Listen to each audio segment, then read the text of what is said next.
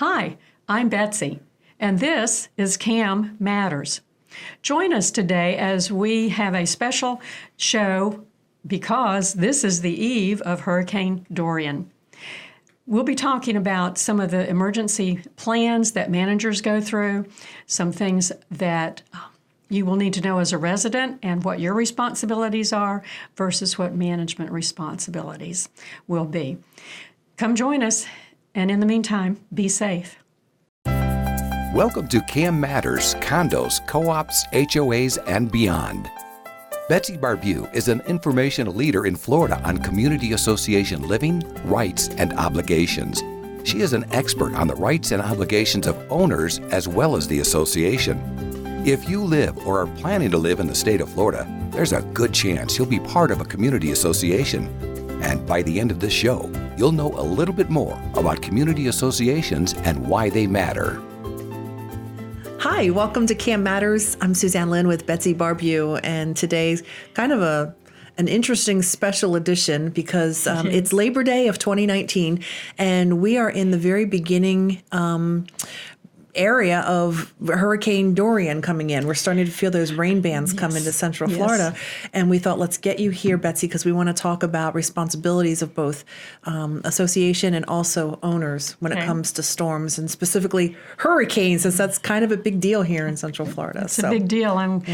Here it is Labor Day, and we're still waiting for Dorian to make up her mind which way she's going to go. In the meantime, it gives us more time for preparation. It does, and let's start with that. Let's start with preparation for what the managers and the association's responsible for and what us as owners are responsible for. You ought to know at some point I'm going to go back and review. Of course. That's good. I need it. Again, the review is that the association manager's board of directors' job is to protect the property. And so that will be their main goal. Okay. So let's focus on that first. And what they'll be doing and will have done, they already will have had an inventory of all of the tangible assets of the community. If you can imagine all the chairs and tables around pools. All those things that are projectiles that can go through glass. Yes, all those things that can fly. All of those have been taken care of. Any other kinds of equipment. There are a lot of communities that have their own maintenance. So they have their own maintenance crews, maintenance sheds, which means a lot of tools, a lot of machinery, a lot of equipment, a lot of mowers, blowers, and all those kinds of things that go with lawn maintenance, building maintenance. So Never thought about all that. of that will be secured. But mostly they'll have, hopefully, a written inventory of everything that they have. All of it will be secured and tied down.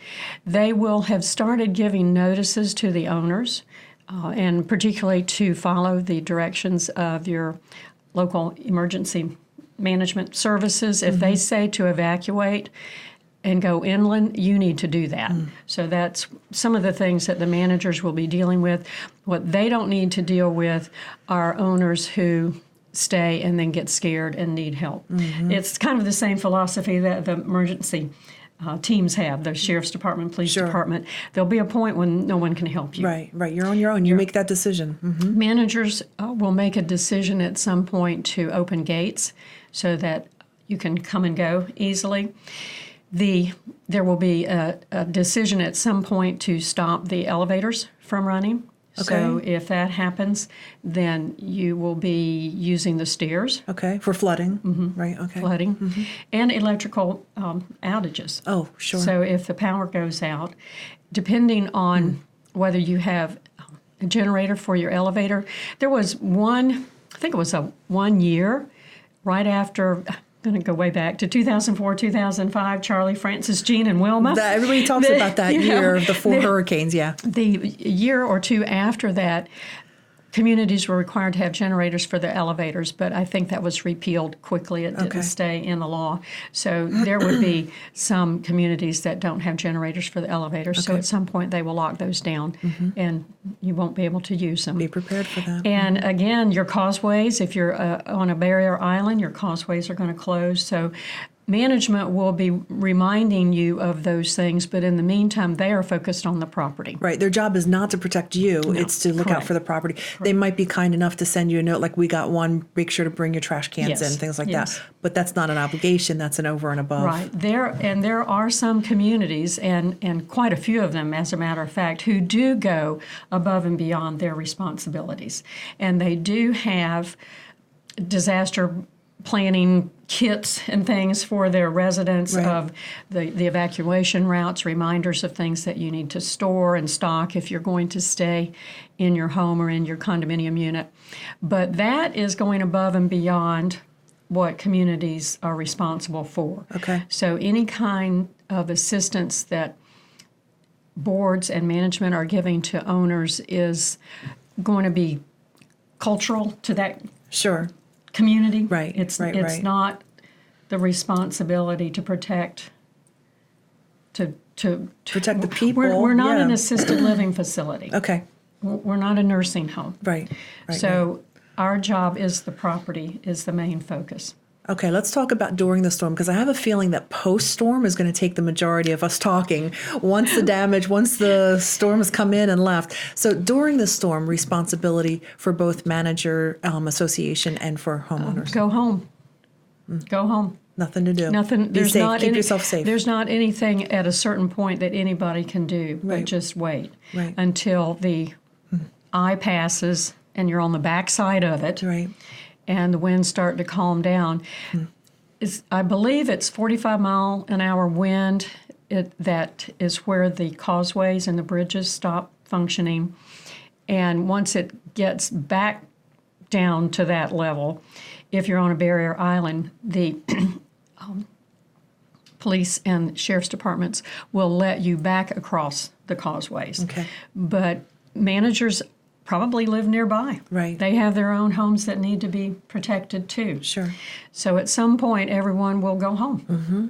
And managers may stay on site, they may not stay on site, but there are managers who are very, very well prepared so that if they do leave the barrier islands, they're prepared with their identification and all of the documentation that the police and sheriff's departments will require them to show to get back across the causeways. So they already know which employees, if they have employees, will come back across to begin with the cleanup. Bearing in mind that managers don't live very far away and neither do maintenance staff, and it means that they're dealing with damage at their own homes. That's true.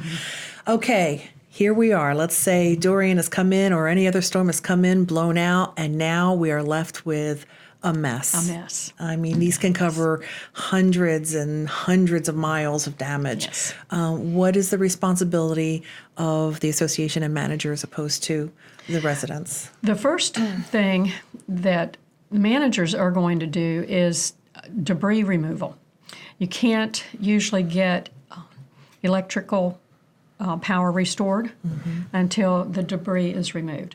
A lot of managers, management companies, and boards will have already pre-arranged with their landscape maintenance companies to substitute the mowing of the lawns for debris removal. Oh, okay. And hopefully you have a good relationship with your lawn maintenance company, and that you are top on their list, and they will come to you first with the substitute service of debris removal. Otherwise, communities, now that we've been through all of this, especially in the 2004-2005 years, since then, communities know to go ahead and pre-arrange those debris removal contracts so that you can get people in. They will already have stocked rubber boots and gloves, masks, have a lot of buckets and shovels and batteries. One of the things that managers told me that they forgot to do in those storm years that hit so badly around the state, they didn't think about cash. That there were some stores, some of the big box stores, would open their doors and let you come in and shop if you had cash. They were prying the doors open because there was no electricity. Which means ATMs are down. And which no ATMs, electricity, and the employees who came back to work needed to be paid.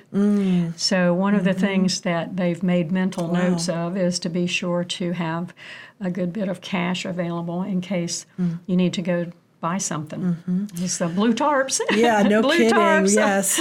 We're going to move into the residents' responsibilities, but what are some of the things post-storm that managers and associations are going to be dealing with that we might not think of besides debris cleanup, and keeping in mind that they're dealing with this stuff a lot of times with the electricity? They're dealing well, and because the electricity is off in a lot of cases, exhaustion. Yeah. Exhaustion, not having enough fluid. I mean, hurricanes come when it's hot. Not having enough fluids, not taking breaks. Managers are devoted. I mean, they will work themselves to death to clear a property, to make it safe, and to get people back to a normal life as soon as possible. So exhaustion is a big thing. The standing water, then you've got mosquitoes, you've got snakes, you've got alligators, everything displaced. Mostly the flooding. The drywall is going to be the most important thing in a condominium association to get that dried out.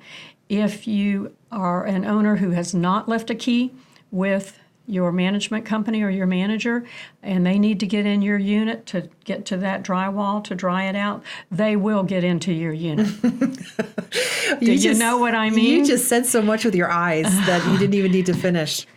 I mean, you and I were talking before the show started about things like, I mean, when there's unfortunately death, this is what the manager's dealing with. When, I mean, there was a list of vermin and oh, you saw my list. I did. I took a peek at that. I mean, these are. Yes, we're here today because of Hurricane Dorian, talking about hurricanes. But I have a list of about 30 things of other things that managers deal with. We're going to get to that right after this break because it's pretty extensive and interesting. Thanks. Are you ready for a new career? Do you have skills or interest in management, real estate, construction, maintenance, accounting, strategic planning, project management, budgets, human resource management, lawn and landscaping, pool services, or any other expertise needed to operate a community association? If you do, community association management could be for you. For more information, feel free to email Betsy at betsy@floridacamschools.com or visit the Florida Cam Schools website at www.floridacamschools.com. Florida Community Association Management continues to grow. Career opportunities abound. Welcome back to Cam Matters. I'm Suzanne Lynn with Betsy, and we're just going through special hurricane edition, being that we're sitting right a few hours before Hurricane Dorian comes into the area. We're starting to see the rain bands, and you might actually hear it as we're filming here. But some of the things that managers deal with associations might just kind of surprise you. It's not just an easy, clean up and, a little bit of this or that. When I saw your list, we got to tackle this. The list. The list. The list. We think of disaster plans and kind of think of maybe hurricanes and tornadoes, but going around and surveying managers, here's some of what they came up with that they deal with on their properties. Okay, post-hurricane. Well, we've got not just post-hurricane, any time of the year. Okay. So this would be any time of the year, but there's hail, there's fire, chemical accidents and spills. Remember those maintenance? We have a lot of communities that have maintenance sheds. Sure. And so there are those crimes on your property. Mm-hmm. Vandalism. Some deal with meth labs, drought, all kinds of wildlife and vermin, bats, bees, rats, mice, ducks, coyotes, bobcats, bears, feral pigs. We also, unfortunately, have death in a unit or suicides that have to be dealt with. Heat wave, terrorism, reptiles, snakes, alligators, iguanas, ants, mosquitoes, and termites. Lock failure, HVAC failure, gate failure, bombs and bomb threats. We have to deal with that too nowadays. Wow. Water pipe breaks, elevator failures, gas line and pipe leaks, sewer system failures. Erosion. A lot of communities deal with erosion. And of course, mold, and then infectious diseases, contaminated water.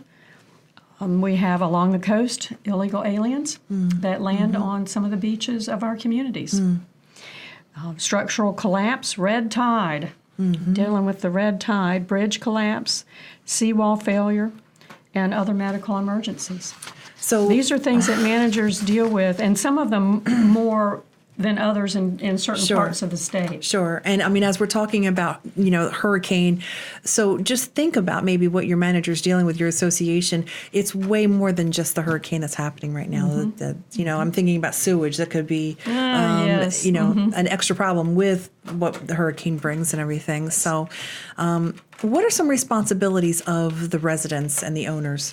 The main responsibility of the residents, of the owners, is to do what your emergency management services tells you to do. If you live on the east side of 95 or the west side of 75 and they tell you to evacuate, you need to evacuate. What they're saying, though, is you don't need to leave the state. Just go to the next county inland. The roads are clogged enough. You don't need to evacuate the state. Just go inland. Right. Go inland. Yeah. And I know that in years past, the interstates have become just parking lots and nothing was moving. So you don't need to exit the state, but just move inland. Yeah. Get on the other side of those interstates. So kind of wrapping up the show, talking about the responsibility of associations and managers, it's not to manage your home or your persons. The overall thing you need to remember is it's about your property and the neighborhood. The managers are responsible for the protection of the property. There are a lot of managers, management companies, and communities that do have elaborate disaster plans for the residents, and that is optional for those communities to do. It's not required by law. But certainly if you have communities that are on barrier islands and causeways are needed to access them, certainly understanding the evacuation plans, meeting with your local police departments and sheriff's departments to understand the flow of traffic, because they're going to shut two-way traffic on bridges and causeways and make it all one way. Right. And to understand that traffic flow. So there are a lot of communities that do provide plans, disaster plans for the residents, but that is just that community. That's not something that all managers plan for. Their main job is the property. Sure. So I guess as we end, I would just say maybe keep in mind that as you have broken, what are they called, sprinklers or down things, and you be patient with the managers and the association, because they're dealing with a lot, and it's not just your yard and your home, right? The high-rise buildings with blown out windows will be a priority of getting those fixed.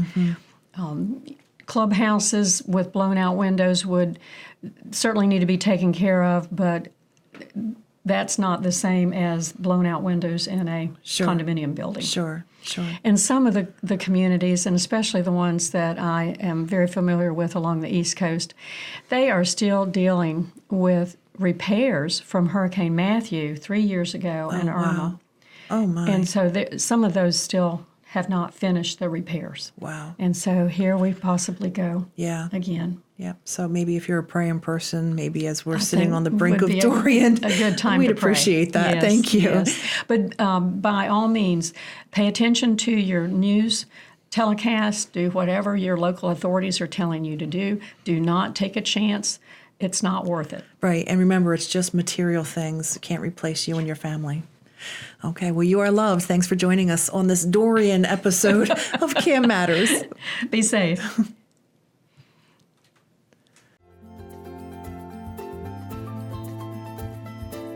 Thank you for listening to CAM Matters. Be sure to subscribe so you don't miss any future episodes. For more information, feel free to email Betsy at betsy@floridacamschools.com or visit the Florida Cam Schools website at www.floridacamschools.com. Information provided on this show is general in nature and does not constitute legal advice. Please contact a licensed attorney for your specific situation.